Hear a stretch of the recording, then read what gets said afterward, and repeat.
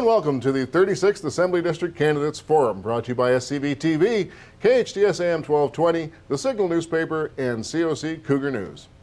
I'm Leon Warden, and there's an election coming up on June 3rd for the 36th Assembly District. Now, most of the Santa Clarita Valley is in the 38th District, but the 36th District, which is mostly in the Antelope Valley, reaches down into Agua Dulce, takes in part of Acton, parts of Saugus, Canyon Country, out to Castaic.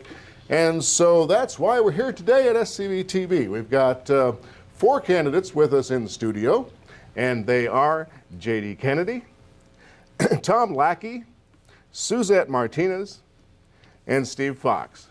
And the questions today are going to be coming from a panel of journalists from the Santa Clarita Valley, starting with Perry Smith from KHTS, Haley Cook from COC Cougar News, Luke Money from the Signal newspaper. We're going to open today with 90-second opening statements from each of the candidates. Thank you, and thank you to the network for allowing us this opportunity to engage and allow the voters to see who we are. My name is Tom Lackey, and I recently just retired from the California Highway Patrol after 28 years of service, and I'm looking forward to the opportunity to going to the Assembly and represent this fine district. I have been elected several times in the Antelope Valley. I've been elected 3 times to the City Council. I currently hold the title of Mayor Pro Tem, and I was elected 2 times prior to that to the Palmdale School District. I'm a longtime resident of the Antelope Valley, and I grew up in the district, and I brought my family back to be raised there. I believe I have the integrity and the principles that the community looks for in a leader. I've learned to be a good listener, and I look forward to having the opportunity to going to Sacramento to be a principled person and to show them that ethical standards really do matter, and that being a true listener and a representative to the public really does send the right message that we need proper representation and we need to address our problems in a very meaningful and genuine fashion. I'm proud of my past, and I look forward to my future and your support on on June 3rd. What do you think can be done in Sacramento to address the concerns about our water supply? Yeah, the interesting part about this particular issue is that it's not a new problem. Even though we're experiencing a drought this year, this is not a new phenomenon. The majority of our district is actually a desert. And so we have kind of been held victim to the lack of action that should have been taking place in Sacramento long before now. But we are where we are now, and what we need to do, and I hope that this new water bond actually addresses this issue. It's still in formation. And that is, we need to actually have water banking both above ground and below ground. And we need to plan for the future.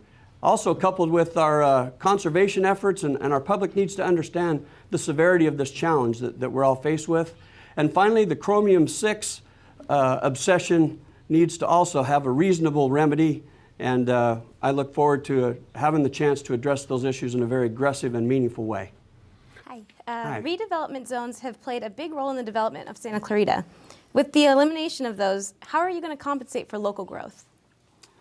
You know, having been a person that's been on a city council and I think I'm the only candidate that has done that, we have seen the very huge challenge that's been created by the unfair attack on the redevelopment process. But it is what it is, and we have to find a way to be more meaningful. And the best way to do that is to let state government get out of the way and let our local merchants and our small business owners do what they do best, and that is engage the public and be successful without all these onerous regulations that seem to choke out all of our local businesses and are chasing them into another state. As you can see, there's been a huge movement from our small businesses, from especially here in LA County. It's also permeated into Kern County and San Bernardino County, parts of our district. And what happens is we have a well-intended government in Sacramento that thinks that they have the edge, and they need to just let us be. If elected to the State Assembly, what are you going to do to stem the flow of manufacturing, aerospace, and film industry jobs from California?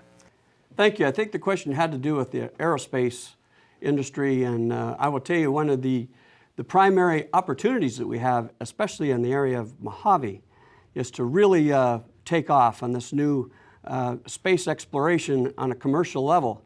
What we need is very, very specific and being asked for in a very direct way, and it has not happened. and that is the liability legislation that needs to take place in the support of industry for the space travel. We're about ready to lose it to other states that do get it, that are offering that kind of legislation. And we need to follow the pathway of success, and we need to actually expand that opportunity, because we also have the opportunity in Plant 42 in our area. And what has happened is really inexcusable. This enterprise zone that we have is very, very small and barely even an excuse. We need to expand that opportunity and create tax incentives so we can take advantage of our workforce. AB 109 has been roundly criticized by law enforcement officials, but prison overcrowding is a significant issue in the state. What can be done to address the problems without releasing more criminals from jails? We do have other facilities, and we do have other options to where we can house some of these offenders. Certainly not the answer that is not the proper answer is the one that's being pursued by AB 109, and that is releasing these people. And we're recategorizing them. We're trying to tell our community that these people are not dangerous people. Some of them may not be, but most of them are offenders that deserve to do their time, and we do have other facilities. The other thing we really need to do is the city of Palmdale understands the power of reducing criminal behavior by engaging the public and actually making the public partners of proactivity and discouraging illegal conduct. And that's really, when you go back to family values and building a community that people are proud of, that is really how you stem this huge problem that's grown into epidemic proportions. But we do have other options, and releasing criminals back into our community is certainly the wrong thing to do and counterproductive to the responsibility of government. California has one of the highest minimum wages in the country. Why do you think this is good for our state, or do you think it's something that should change? Okay, as far as the minimum wage issue goes, I do believe that raising the minimum wage level sends the wrong message. The message is to try to give our people who are at minimum wage the tools to excel and the self-confidence they need to move forward in our economic environment. And really what happens too when we raise that minimum wage is we're decreasing entrance opportunities for many of our young people who are entering the workforce, and we're limiting their opportunities to enter that by creating this atmosphere where small business owners can't flourish like they would like to. And so I believe that the answer to helping people at entrance level jobs is to give them the tools they need to succeed, to give them the education and opportunity to excel. Some have criticized the California Environmental Quality Act, or CEQA, as an obstacle to growth and development in the state, while others see it as a vital safeguard for our environment. What are your views on this piece of legislation? Well, it's very interesting that you bring up that question, because I think it's one of the obstacles and one of the reasons why we're losing businesses to other states. Although I believe in the basic premise to CEQA, which is to be responsible with our government and the way that we grow, it has gotten to become the 800-pound gorilla that has become an opportunity to actually become a political tool to stop certain business ventures. And I think it's become way too big, way too complex, and we need to actually have a pragmatic approach to the way businesses actually expand and we create opportunity here and within our state. And so CEQA right now, although its intention is noble, its application has gotten way, way out of control and is very, very ineffective to the actual goal that I believe it's intended to reach. The Proposition 30 tax increases voters approved were temporary. If our revenue levels decline again, would you be in favor of continuing them to keep our state solvent? Yeah, certainly I think it's a silly approach to think and to completely rely on tax increases as our sustainability factor for being viable as a state and having enough to operate properly. What we need to do is expand our base and bring in our business climate and allow the people who know how to create economic stability, which is our businesses. And we need to make them viable, and we need to allow them the opportunity to not be so restrained every time they turn around to have to pay a fee here, pay a fee there, follow this criteria, that criteria, but just let them do what they do best, and that is to create wealth.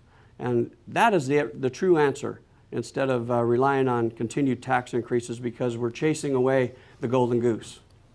What party do you belong to and why? You know, I appreciate this question because I think it's an important one, because we're going into a state office that is partisanship does play a pretty heavy role. And I'm coming from an environment of nonpartisanship. And so I have had the benefit of seeing that There are great people on both sides of the aisle, and there are people that have great perspectives on both sides. But I'm a Republican for the last 3 letters that exist in the Republican name. We really promote I can. We promote the individual. We understand that what made America great was individualism and not government. And so I believe taking a tempered approach and finding common ground and building on that common ground is what allows progress to take place. We need progress in the worst way. I understand that it can happen in a bipartisan environment, and I've made it happen, and I know that I will carry that spirit with me as I move forward and have the opportunity to address the challenges that need remedy. Thank you. Nicely done, everybody. And now we're going to go right into closing statements. Thanks again to all who have allowed this opportunity for us to be here and to help define who we are and what kind of approach we would take if given the opportunity to go to Sacramento. I'm proud to say that I've earned the endorsement of some very valued leadership that already exists. Both congressmen have endorsed my campaign. I have the proud endorsement also of Supervisor Antonovich. Other great leaders here in Santa Clarita, especially Scott Wilk, who's very engaged in my campaign and helping me be successful in this undertaking. I also have the support of Steve Knight, who also is a state senator here for this region. And I believe that these particular endorsements come with careful consideration. And the reason why I believe I've earned their endorsement is because I have community elected service experience. And I believe the same successes that allow me to engage the public and the same skill set and the same expectation has afforded me credibility in my community. And people know who I am and what I stand for and the way that I actually engage people. I genuinely listen to all sides of an issue before I commit myself to a vote. And I will tell you another thing, is I won't sit in the middle. When it comes to a vote, I believe it's my responsibility to take a position. Taking non-position is not leadership. And abstaining is a poor example of what the people expect when they send you to Sacramento. I won't be an abstainer. I'll be a person that will be vigorously engaged in representing what this district needs. Thank you. Well, thank you for watching the 36th Assembly District Candidates Forum, brought to you by SCB TV, The Signal, KHTS, and COC Cougar News. I'd like to thank the candidates for joining us today. J.D. Kennedy, Tom Lackey, Suzette Martinez, and Steve Fox. And our panel of journalists over there on the left facing is Perry Smith from KHTS, Haley Cook from Cougar News, and Luke Money from the Signal newspaper. I'm Leon Warden, reminding you to vote on June 3rd.